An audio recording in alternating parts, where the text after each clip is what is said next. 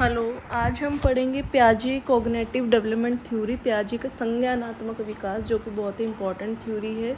इसमें इन्होंने 4 स्टेजेस दी थी और ये कंस्ट्रक्टिविस्ट विचारधारा संरचनावाद से क्या करते हैं, रिलेट करते हैं, बिहेवियरिज्म से, स्कूल ऑफ साइकोलॉजी से आते हैं। और इनके अकॉर्डिंग चाइल्ड क्या है, बच्चे को इन्होंने लिटिल साइंटिस्ट बोला है, नन्हा वैज्ञानिक बोला है, क्योंकि वो क्या है, बच्चे अपनी बुद्धि का सृजन स्वयं करते हैं। मतलब अपने आप ही बच्चे जो है अपनी सोच के द्वारा एक्टिव हो करके बच्चे अपने आप ही क्या कर लेते हैं, कार्य कर सकते हैं अपने। इनके अकॉर्डिंग ये है कि, और ये इन्होंने कहा है कि जो विचार जो है, थॉट, वो पहले आता है। थॉट पहले आता है किससे? लैंग्वेज से। ठीक है, पहले विचार आता है और फिर लैंग्वेज, भाषा आती है। जबकि वाइगोत्स्की क्या कहते हैं, अगर हम कंपेयर करें तो वाइगोत्स्की कहते हैं कि पहले भाषा आती है देन विचार आता है। और पियाजे क्या कह रहे हैं कि बच्चा बेशक बोल नहीं पा रहा है, लेकिन जो वो अपने ही विचारों से, अपने विचार जो है उसके मन में आ गया और वो अपने हाव भाव से बता रहा है। शुरू में जब बच्चा बोल नहीं पा रहा है, मतलब अपने मोटर एक्टिविटीज़ के थ्रू, तो इस टाइप से इन्होंने बताया पियाजे ने। 4 स्टेजेस कौन कौन सी हैं? Sensory motor 0 to 2 year, pre operational पूर्व संक्रियात्मक 2 to 7 ईयर, कंक्रीट ऑपरेशन मूर्त 7 to 11 ईयर, ये फॉर्मल ऑपरेशन स्टेज 11 से ऊपर की स्टेज के लिए।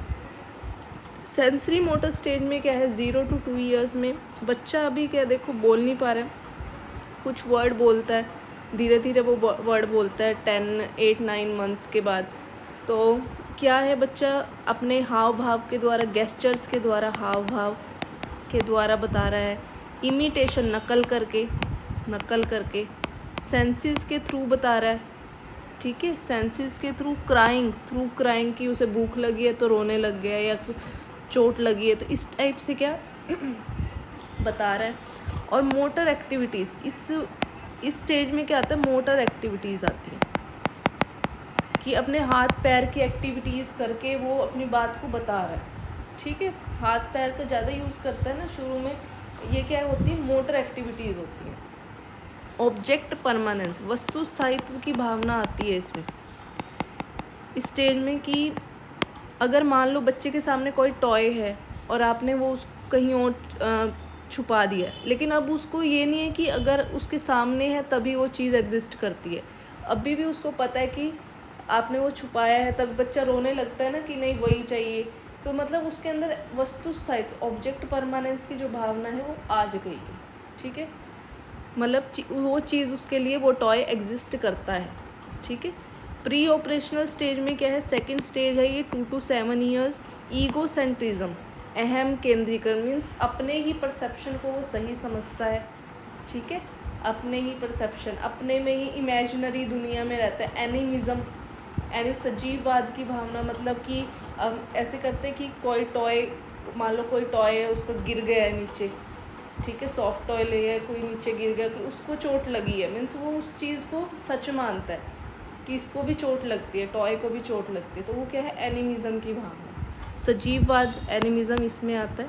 तो आपसे ये बीच बीच में ये भी पूछ सकते हैं इस स्टेज में, अच्छा ऑब्जेक्ट परमानेंस किस में आता है या एनिमिज्म किस में आता है, तो आपको हर एक पॉइंट इसमें याद रखना होगा। Irreversibility of thoughts, irreversibility of thoughts means विचारों का पलटाव, इसमें नहीं आता अभी। क्यों नहीं आता, मीन्स अगर 2 + 4 हमने 6 कहा है, वो तो उसे पता है, लेकिन 4 + 2 6, मतलब उसका अपोजिट, उसको उल्टा करके नहीं पता उसको अभी।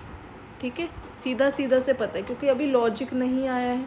ठीक है, मान लो 2 × 4 = 8 है, 4 × 2 नहीं पता अभी उसको। ठीक है, पलटाव नहीं आया ना, विचारों का पलटाव अभी नहीं है।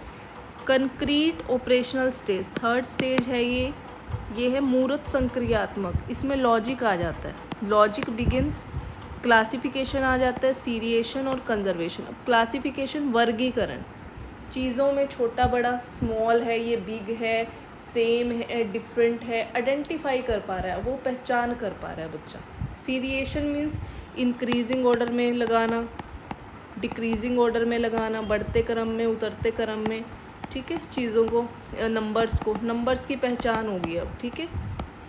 कंजर्वेशन मीन्स मान लो अगर एक कंटेनर है, ये इतना है, और एक दूसरा इस टाइप का कंटेनर है, जितना इसमें अब पानी डाला है, अब अगर ये इस कंटेनर में डालता है यही वाला पानी, तो उसको पता है कि शेप चेंज होने से क्वांटिटी में कोई फ़र्क नहीं आएगा, क्वांटिटी रिमेन्स सेम, ठीक है। अब ये वाले मतलब रिवर्सिबिलिटी भी आ गई है और कंजर्वेशन, संरक्षण भी आ गया है।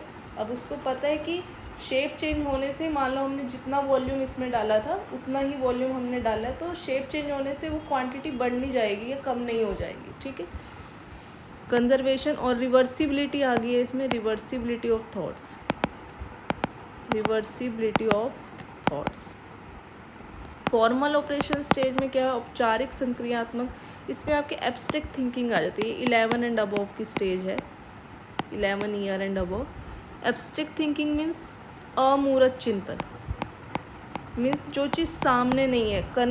कंक्रीट ऑपरेशनल में तो क्या था, जो चीज़ आपके सामने है उसी को ही वो मानते कि वो एग्जिस्ट कर रही है। अब अमूर्त चिंतन, अब एब्स्ट्रैक्ट थिंकिंग मीन्स अमूर्त चिंतन, जो सामने भी नहीं है उस चीज़ को भी विजुअल कर पाना, विजुअलाइजेशन आना, इमेजिन कर पाना, ठीक है, उन थॉट्स को सोच पाना, ठीक है, with clarity. Decision making ability, निर्णय लेने की क्षमता आना। हाइपोथेटिकल आइडियाज़ जो होते हैं, परिकल्पनात्मक, जो एग्जिस्ट मतलब एग्जिस्ट भी नहीं करते, कल्पना, इमेजिनरी वाले, उनको भी वो क्या कर पा रहा है, सोच पा रहा है, समझ पा रहा है, ठीक है। तो इसमें यही पॉइंट्स इंपॉर्टेंट थे आपको ये, और सीरीज़ में याद रखनी होगी कि फर्स्ट सेंसरी होती है, देन प्री ऑपरेशनल होती है, फिर कंक्रीट होती है, एंड देन फॉर्मल ऑपरेशन होती है, और इनकी जो एजेस हैं उनके अकॉर्डिंग। और आपको ये होना चाहिए कि रिवर्सिबिलिटी ऑफ थॉट्स कौन सी स्टेज में आता है, ऐसे भी पूछ सकते हैं। तो होप आपको ये समझ आया हो, और प्लीज़ लाइक करें, सब्सक्राइब करें। थैंक्स।